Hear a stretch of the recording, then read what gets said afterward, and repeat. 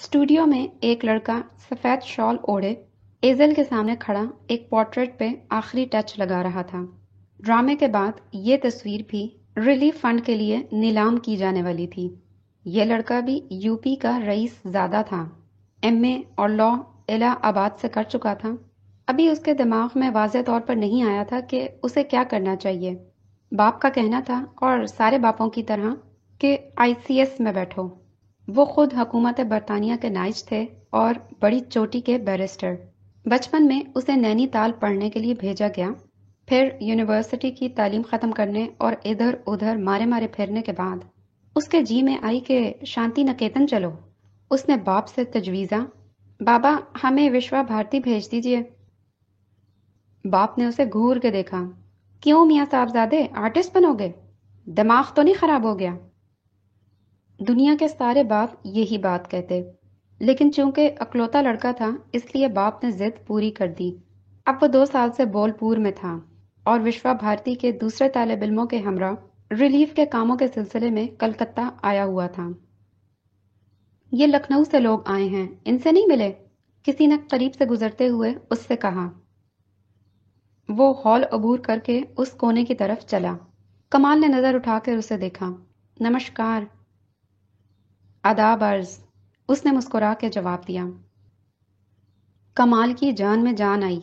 बंगाली बोलते बोलते उसकी हालत तबाह हो चुकी थी।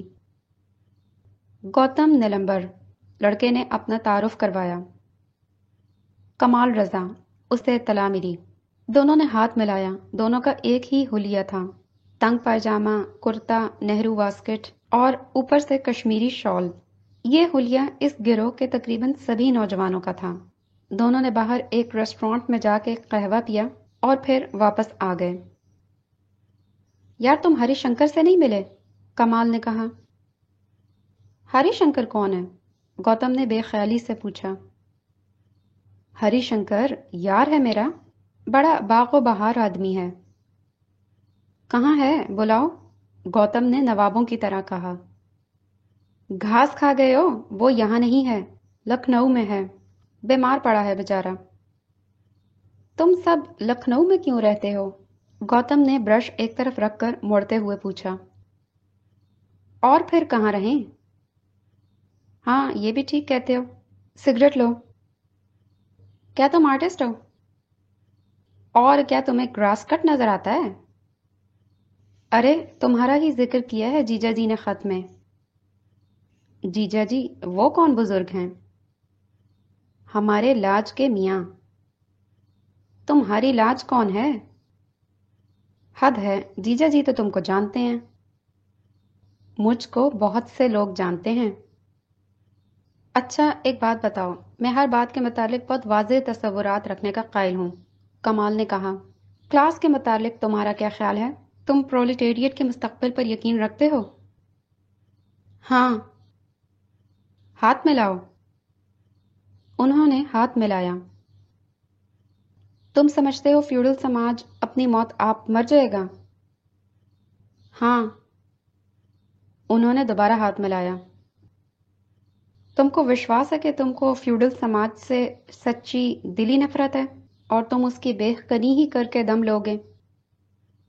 मुझे तो खैर विश्वास है, लेकिन तुम तो खुद फ्यूडल समाज से ताल्लुक रखते हो। तुमको कैसे मालूम?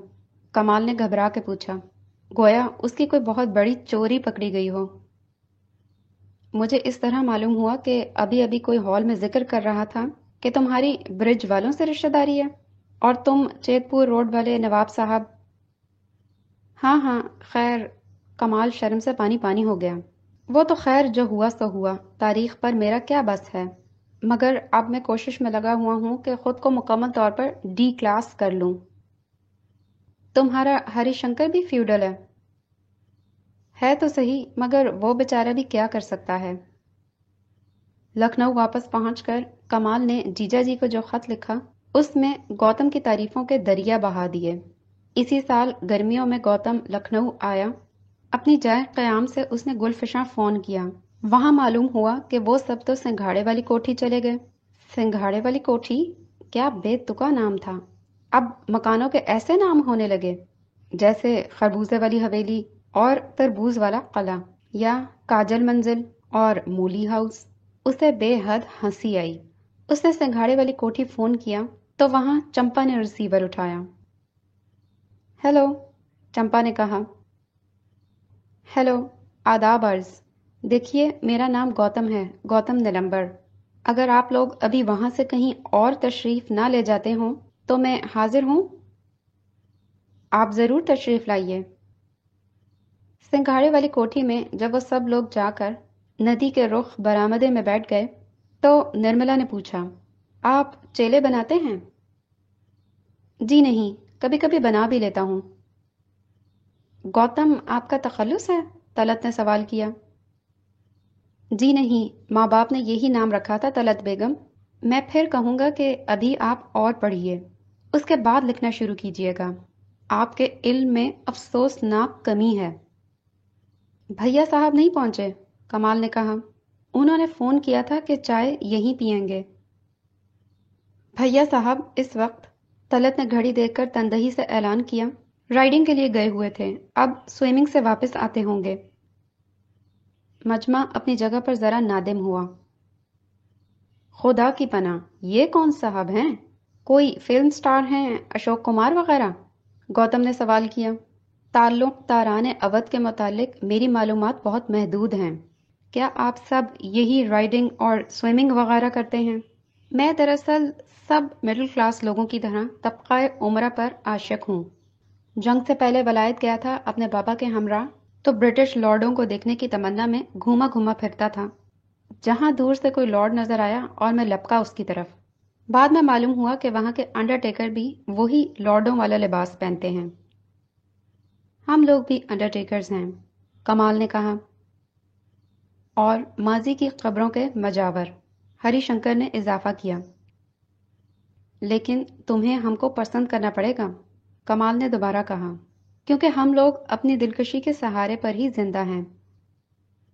میں تم کو ضرور پسند کروں گا، میرے دل میں بڑی وسعت ہے، اس نے بڑی تمکنت سے جواب دیا۔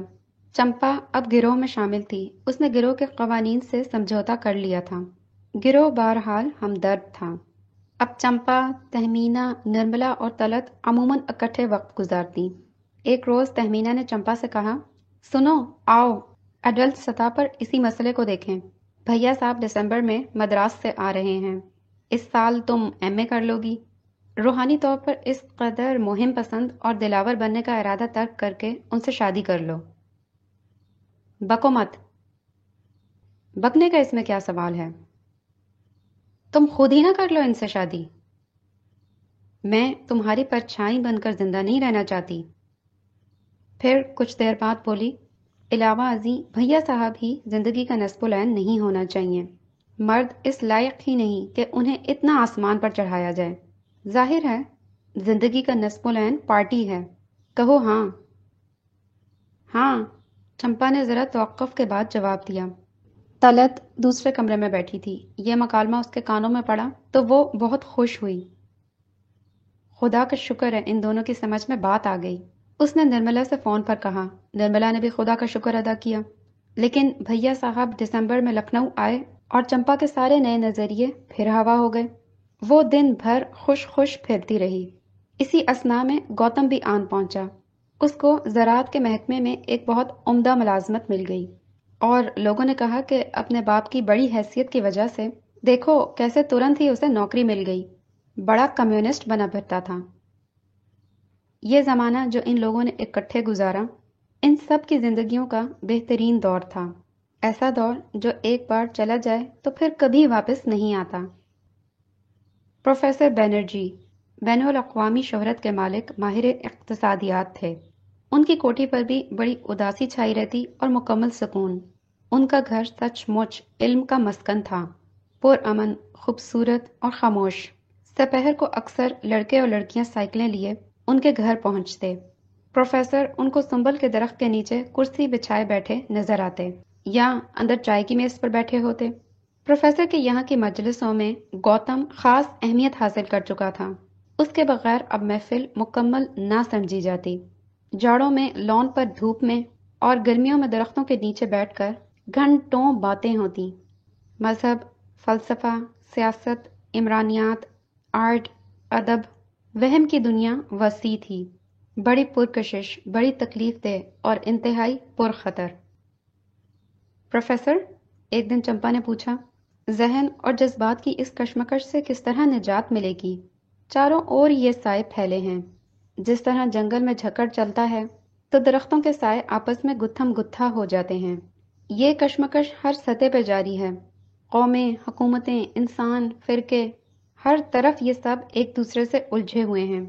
میرے آس پاس چاروں کھونٹ خوف کی عملداری ہے اور بے اطمینانی، نفرت، کھچاؤ، دہشت، وفاداریوں کی کشمکش۔ جب میں بنارس میں پڑھتی تھی، میں نے دو قوموں کے نظریے پر کبھی غور نہیں کیا۔ کاشی کی گلیاں اور شیوالے اور گھاٹ میرے بھی اتنے ہی تھے جتنے میری دوست لیلا بھارگوا کے۔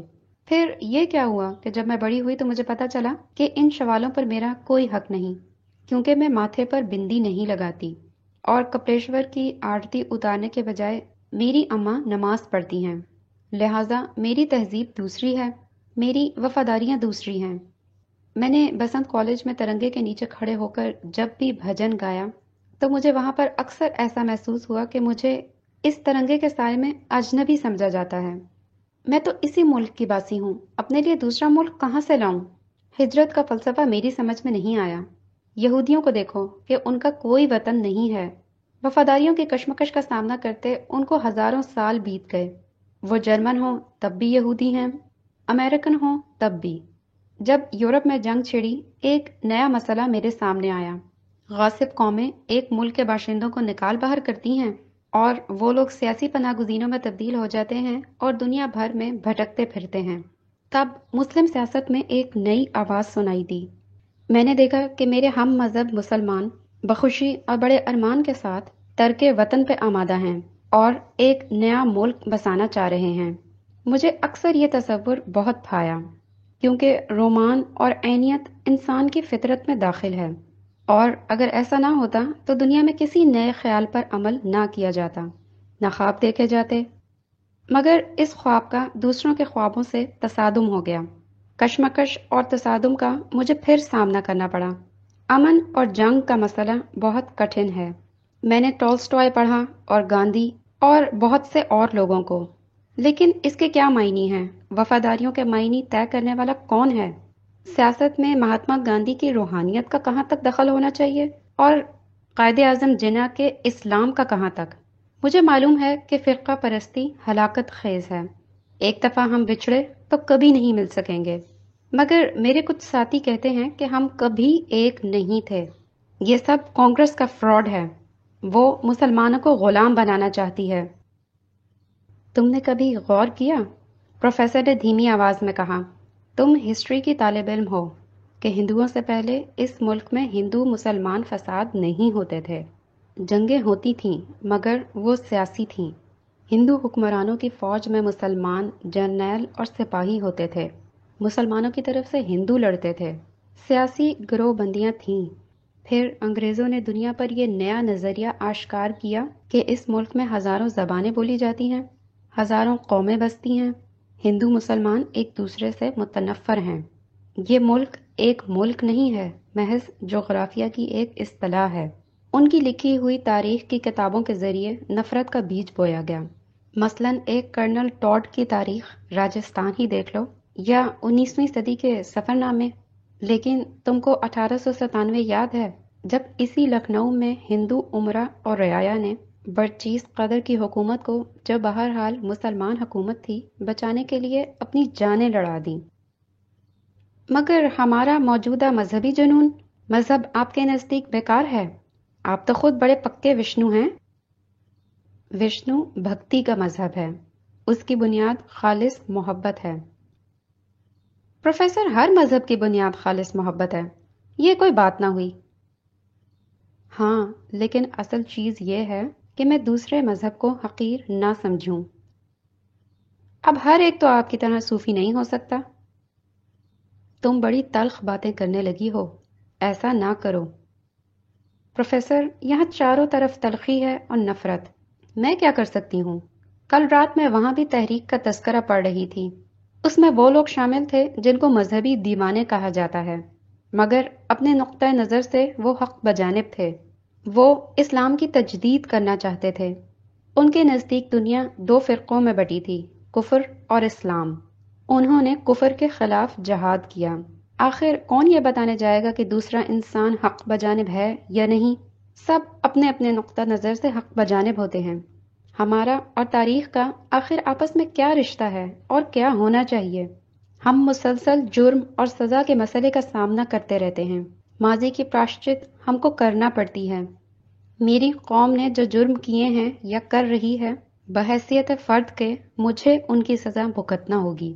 بحیثیت فرد میں جو جرم کروں گی اس کا خمیازہ میری قوم کو اٹھانا ہوگا، کیونکہ خیال میں بڑی طاقت ہے اور میں پروپیگنڈے کی مشینری کے ذریعے اپنے خیالات کا اظہار کر کے بہت کچھ کر سکتی ہوں۔ جو کچھ آج اس لمحے تک ہوا اس کا اثر مجھ پہ پڑا ہے۔ جو کچھ میں سوچ رہی ہوں اس کا کفارہ آنے والی نسلیں ادا کریں گی۔ میری وجہ سے یا دنیا تباہ ہوگی یا پرمسرت۔ تاریخ میں نفرت اور تعصب کے مسائل پر میں جتنا غور کرتی ہوں اتنی ہی مجھے وحشت ہوتی ہے۔ اب کمال قریب آ کر گھاس پہ بیٹھ گیا۔ لان میں لڑکیوں اور لڑکوں کے گروپ مختلف ٹولیوں میں بکھرے ہوئے تھے۔ اصل بات یہ ہے چمپا باجی کہ مسلمان قوم کی سائیکالوجی عجیب و غریب ہے۔ تم کو کبھی اس سرزمین سے محبت نہیں ہوئی۔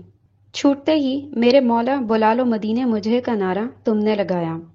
رہی 1000 برس یہاں، تہذیبی اور روحانی ناطہ جوڑے رکھا عرب اور عجم سے، پھر مجھے مہاسبھائی بنا رہی ہو۔ واہ بھائی واہ! کیا یہ واقعہ نہیں کہ قومی جدوجہد میں ہر جگہ مسلمانوں نے بھاجی ماری ہے اور فوراً غیر ملکی عناصر سے جا ملے؟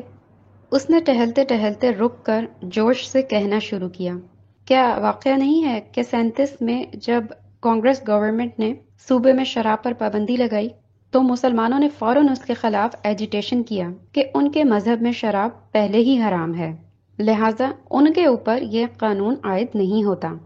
انہیں اس مسئلے سے کوئی دلچسپی نہیں۔ کیا تم اس کی تردید کرو گی کہ جب لیگ نے یوم نجات منایا تو راجندر بابو نے کہا، لیگ نے جو الزامات، کیا کانگریس حکومت نے مسلمانوں پر ظلم نہیں توڑے؟ چمپا نے بات کاٹی۔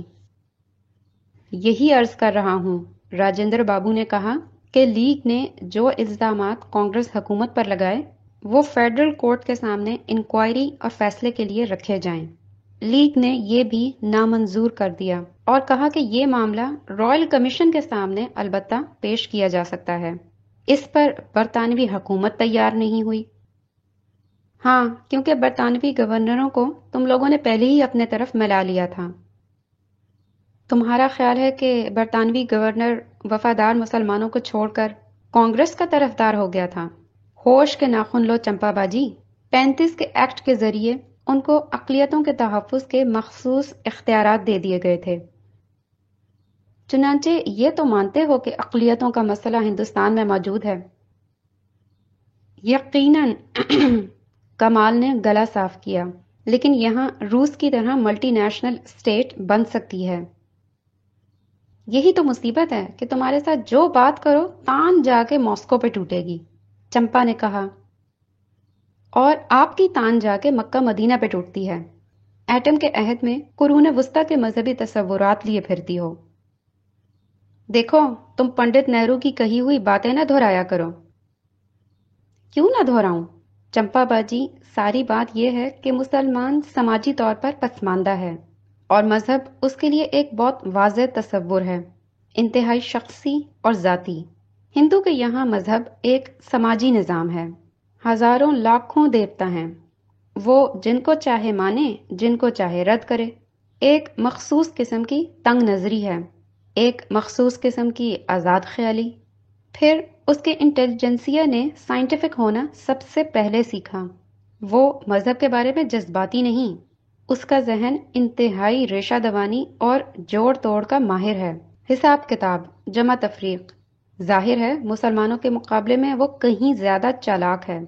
مسلمان بیچارہ خدا رسول کا عاشق، بات بات پر ہجرت پر تیار۔ ترکی میں کسی کو چھینک آئی، آپ بھاگے چلے جا رہے ہیں۔ افغانستان میں کسی کے پیر میں کانٹا چبھا، یہ بیکل ہو گئے۔ ہندی ہو کر بھی ہند کا نہ ہوا۔ مگر مصیبت یہ ہے کہ یہاں اجمیری بھی آبی ہیں اور محبوب الہی بھی۔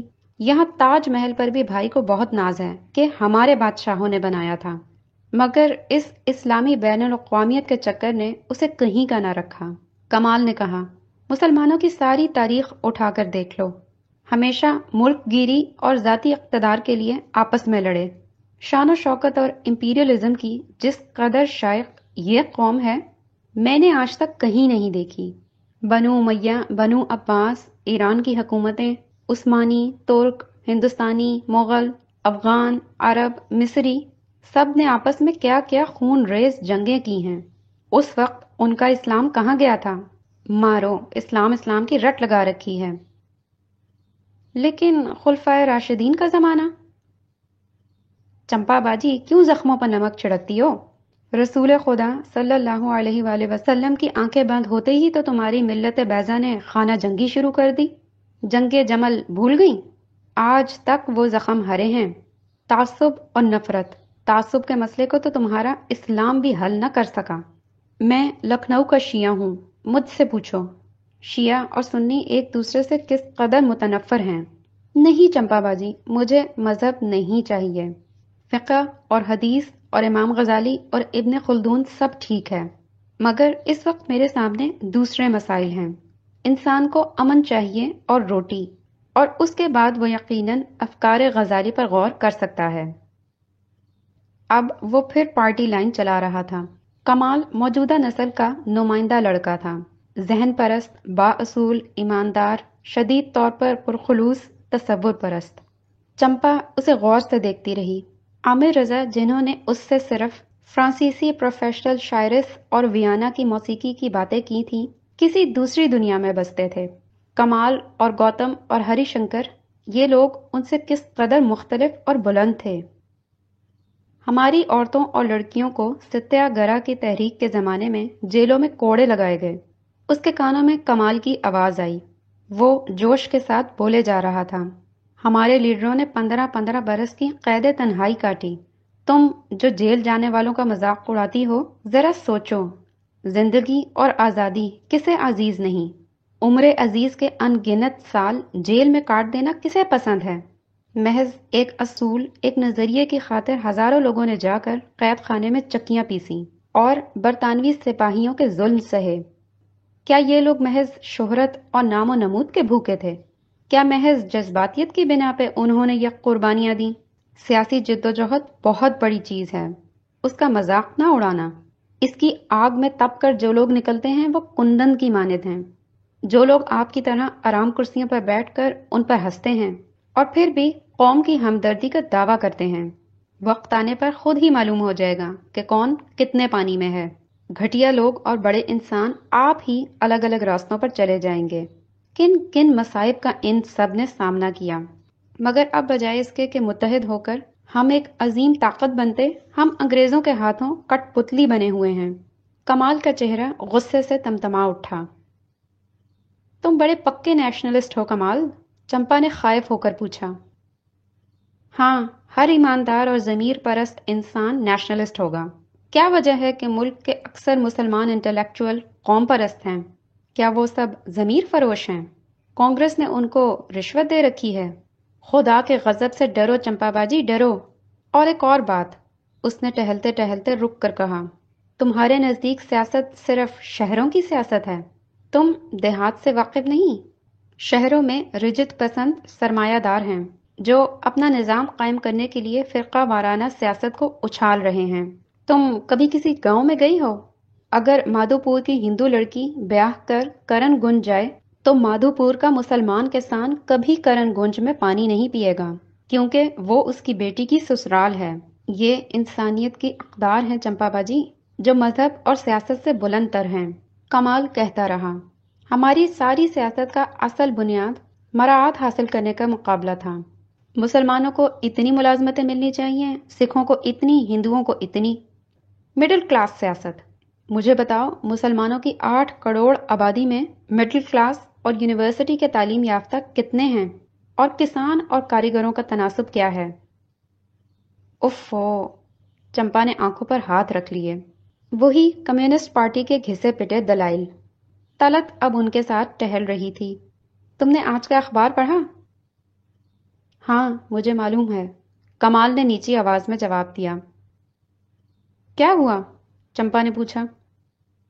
میرے بابا خان بہادر، نواب تقی رضا بہادر آف کلیان پور، لیگ میں شامل ہو گئے، یعنی دوسرے الفاظ میں یہ کہ ٹائپ پر لوٹ گئے۔ مایا سے مایا ملے، کر کر لمبے ہاتھ، طلعت نے کہا۔ تلسی داس قریب کی، کوئی نہ پوچھے جات۔ بابا سمجھتے ہیں کانگریس تعلقہ داروں کو ختم کرنے کے در پہ ہے۔ کانگریس حکومت بنتے ہی پھر وہی کھڑاک شروع ہو جائے گا، زرعی اصلاحات اور یہ اور وہ۔ انہیں نیشنلزم سے کیا دلچسپی ہو سکتی ہے؟ فیوڈل اقدار کے آخری رکھوالے ہیں، مجھے ان سے پوری ہمدردی ہے۔ میں اپنے والد کا نقطۂ نظر خوب سمجھتا ہوں، میں گھر جا کر ان سے بحث نہیں کروں گا، مگر مجھے صرف اس کا افسوس ہے کہ اس سرزمین میں ان کی جڑیں اتنی گہری ہیں کہ وہ ترک وطن کر کے سندھ اور بلوچستان کو اپنا ملک کیسے سمجھیں گے۔ بابا بوڑھے آدمی ہیں، ان کو اس وقت دل شکستہ نہیں دیکھنا چاہتا، مگر اس وقت تیر کمان سے نکل چکا ہوگا۔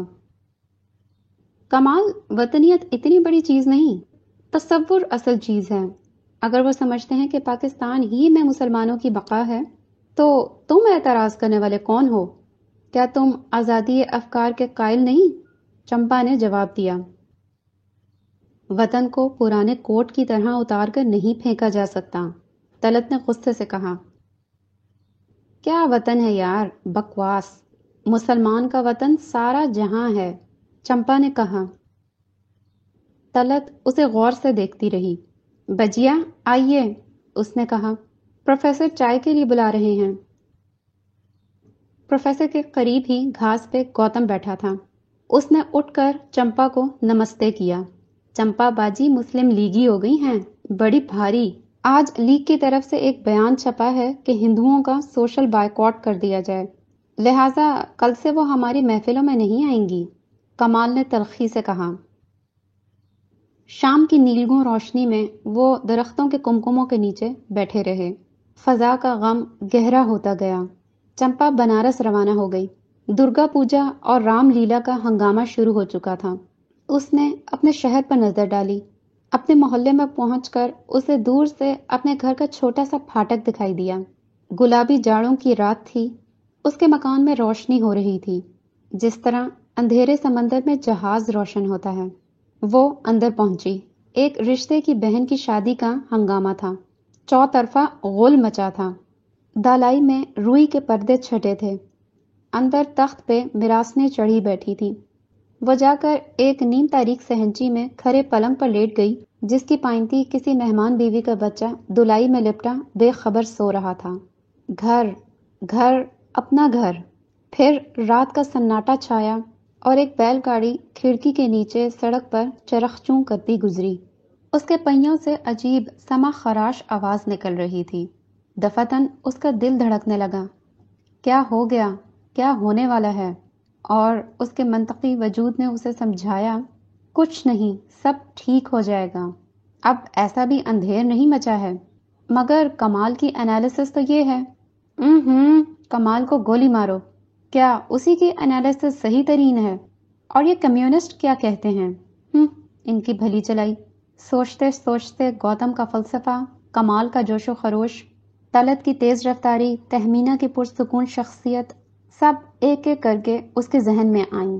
اور وہ خود کون تھی؟ کیا تھی؟ اس کو لوگ کیا سمجھتے تھے؟ گوتم اس کو کیا سمجھتا تھا؟ گوتم کی رائے اس قدر عزیز کیوں ہے؟ جہنم میں گیا وہ۔ اور عامر رضا؟ عامر رضا۔ صبح کو وہ دن چڑھے تک سوتی رہی۔ دن گزرتے گئے۔ سروپ نکھا کی ناک کٹی، راون جلا، بھرت ملاپ ہوا۔ دبلے پتلے لڑکے منہ پہ سیروں غازہ اور سفیدہ پوتے، پنی کے نقلی تاج پہنے، لام اور لکشمن بنے بڑی تمکنت کے ساتھ تخت رواں پہ سوار ہوئے۔ چھٹیاں ختم ہونے پر وہ لکھنؤ واپس آ گئی۔ زندگی جاری رہی۔ یہ سب دماغ کا دھوکہ تھا، نظر کا فریب، ذہن کا بہلاوا۔ کسی چیز کے کوئی معنی نہیں تھے، صرف ذاتی مسرت اصل چیز تھی۔ جہاں ملے، جس قیمت پہ ملے، ذاتی مسرت حاصل کرو۔ تمہارے اصول، تمہاری جیل یاترائیں، تمہاری کانگریس، تمہاری مسلم لیگ، سب بکواس ہے۔ تم لوگ جو انسانیت کی قسمت کا فیصلہ کروانے چلے ہو، مارا ماری میں انسانوں کا من و خون بہہ گیا۔ نہیں، مجھے صرف ذاتی مسرت چاہیے، گھر، سکون، بچے، شوہر کی محبت۔ تم کیا افسوس ناک باتیں سوچ رہی ہو چمپا بیگم؟ شرم کرو، شرم کرو۔ اس کے منطقی وجود نے جو کھڑکی میں ٹانگیں لٹکائے بیٹھا تھا پلٹ کے اس سے کہا، شرم کرو شرم۔ فضاؤں میں آواز باز گشت کی گونجی۔